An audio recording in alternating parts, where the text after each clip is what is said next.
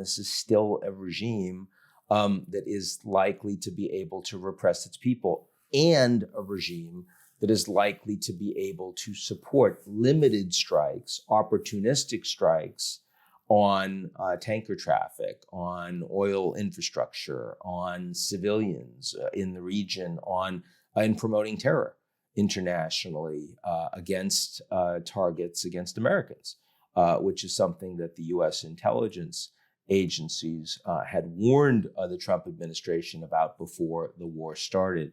That is a serious concern that we're going to continue to live with. So what does that mean? It means you own the outcome and you show the Iranian leadership that there's no point in further negotiations, certainly not this leadership, but you can't get the outcome that you want, which means that for the foreseeable future, you continue to have threats across the region. You already have 7 American servicemen and women who are dead. There's almost certainly going to be more. There's a terrorism threat. There's going to be more anti-Semitic attacks around the world.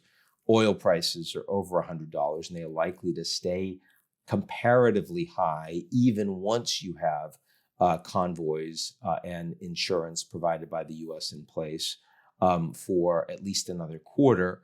That's problematic for Trump, of course, given that affordability was already the thing he was most underwater on with the American population.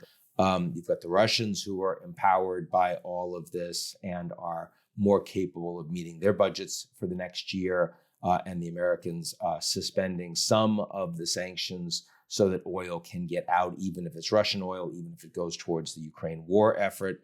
Plus, of course, Iranian people are getting hurt. We've seen the strike that overwhelmingly looks to be an inadvertent American Tomahawk missile and blowing up an Iranian girls' school that was right next to a military target.